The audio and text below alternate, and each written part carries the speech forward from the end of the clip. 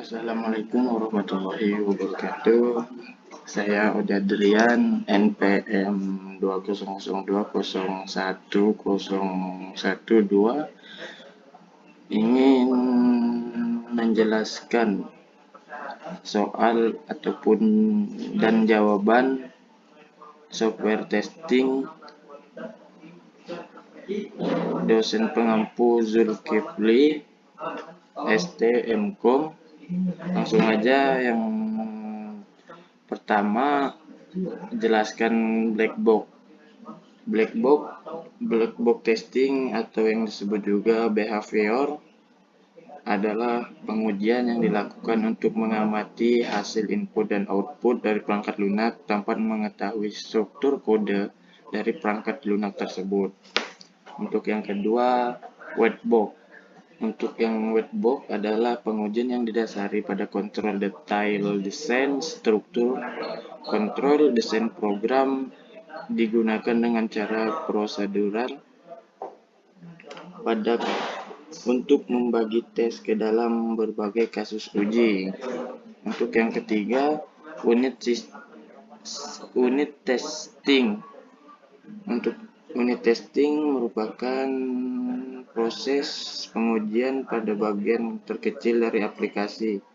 Biasanya pada pengujian dilakukan pada sebuah function atau objek. Untuk yang keempat, sistem testing pengujian yang dilakukan oleh agen pengujian profesional pada prosedur perangkat lunak selesai sebelum diperkenalkan ke pasar. Untuk yang kelima, integration test pengujian dilakukan sebelum, selama dan setelah integrasi modul baru ke dalam paket perangkat lunak.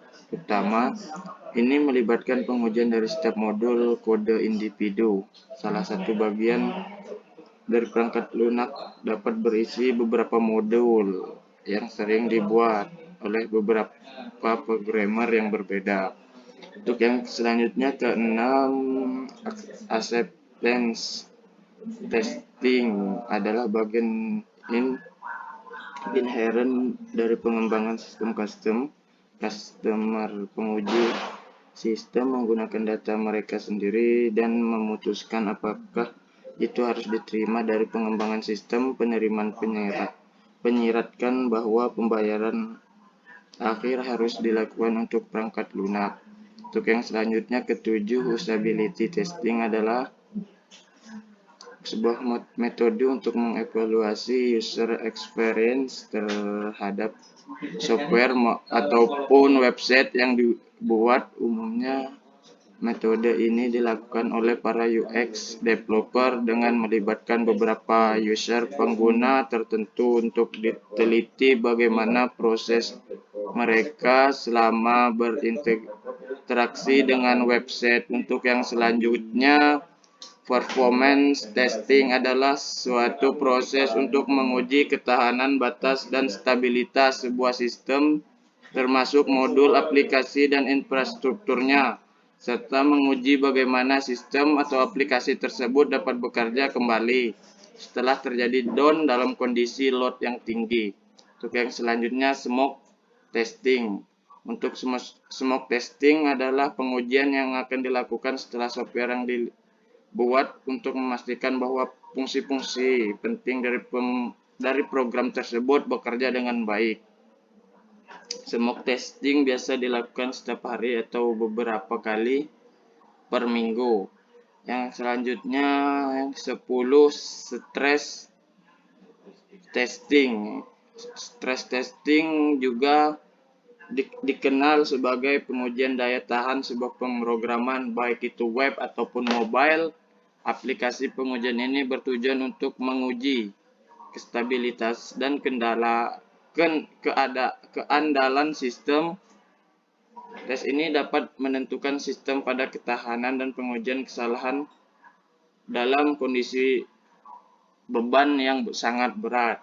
Yang selanjutnya, 11, sanity testing adalah software testing yang akan dilakukan setelah software yang dibuat sudah hampir jadi sekaligus dengan fungsi-fungsi lengkapnya yang sudah jadi. Dengan catatan, bug-bug yang ditemukan pada smoke testing sudah berhasil diperbaiki.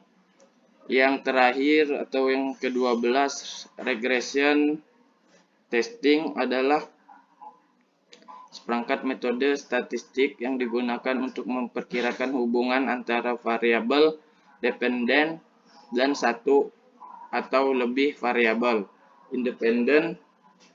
Ini dapat digunakan untuk menilai kekuatan hubungan antara variabel dan untuk pemodelan hubungan masa depan antara mereka.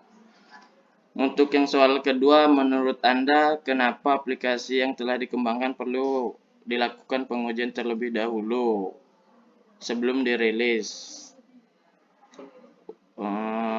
Untuk jawabannya, menurut saya sangat penting untuk melakukan testing sebelum dirilis, karena untuk menghindari banyaknya bug ataupun error, maka sangat perlu dilakukan pengujian sebelum aplikasi mobile ataupun web tersebut diberikan ke customer, atau selama aplikasi mobile ataupun web masih terus dikembangkan. Dan pada dasarnya pengujian ini sangatlah penting dan sangat mengaruh pada kualitas aplikasi mobile tersebut ataupun web tersebut. Untuk yang ketiga ini memberikan contoh implementasi pengujian perangkat lunak dengan metode black box. Di sini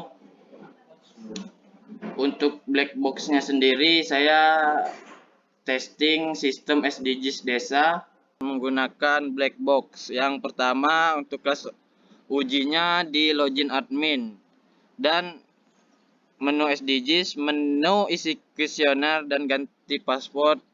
Yang terakhir logout. Untuk yang from adminnya, di sini pengujian username yang diharapkannya menginput data. Ya, hasil pengujiannya dapat menginput data, untuk kesimpulannya valid. Yang kedua, password dapat menginput data dan melihat password. Untuk hasil pengujiannya, password dapat dilihat, untuk kesimpulannya valid. Dan tombol login yang diharapkan dapat menampilkan pop-up berhasil login. Untuk hasil pengujiannya tidak dapat menampilkan pop-up login, kesimpulannya tidak valid. Untuk yang kedua, from menu SDGs, di sini pengujian home-nya yang diharapkan dapat melihat data keseluruhan data desa. Hasil pengujiannya data dapat dilihat, untuk kesimpulannya valid. Dan pengujian capaian SDGs yang diharapkan dapat menampilkan hasil capaian SDGs. Hasil pengujiannya data tidak tampil, kesimpulannya tidak valid. Untuk menu dashboardnya dapat menampilkan profil desa dan capaian wilayah. Di sini hasil pengujiannya dapat menampilkan hasil keseluruhan data, untuk kesimpulannya valid. Lalu untuk menu pengujian dashboard profil desa dapat yang diharapkan dapat menampilkan profil desa. Hasil pengujiannya dapat data berhasil tampil atau dapat ditampilkan. Untuk kesimpulannya valid. Dan pengujian selanjutnya dashboard capaian wilayah. Hasil yang diharapkannya dapat menampilkan capaian wilayah. Untuk hasil pengujiannya data bisa tampil, untuk kesimpulannya valid. Untuk yang selanjutnya pengujian from menu, pengujian isi kuesioner desa. Yang diharapkan dapat mengakses data kuesioner desa. Hasil pengujiannya data dapat dilihat, untuk kesimpulannya valid. Untuk kuesioner rukun tetangganya yang diharapkannya dapat menginputkan data kuesioner rukun tetangga. Hasil pengujiannya data dapat diinput, kesimpulannya valid. Yang selanjutnya isi kuesioner keluarga. Yang diharapkan dapat menginput data kuesioner keluarga. Hasil pengujiannya data dapat diinput, kesimpulannya valid. untuk yang selanjutnya kuesioner individu yang diharapkannya dapat menginput data kuesioner individu, hasil pengujiannya dapat diinput untuk kesimpulannya valid. Klik untuk pengujian kuesioner desa dapat mengakses data kuesioner desa. Pengujiannya data dapat ditampilkan untuk kesimpulannya valid. Lalu kuesioner rukun tetangga yang diharapkan dapat mengakses data kuesioner rukun tetangga, tetapi hasil pengujiannya tidak dapat menampilkan kuesioner rukun tetangga. Jadi kesimpulannya tidak valid. Untuk kuesioner keluarga yang diharapkan bisa diakses, lalu yang pengujiannya data dapat ditampilkan untuk kesimpulannya valid.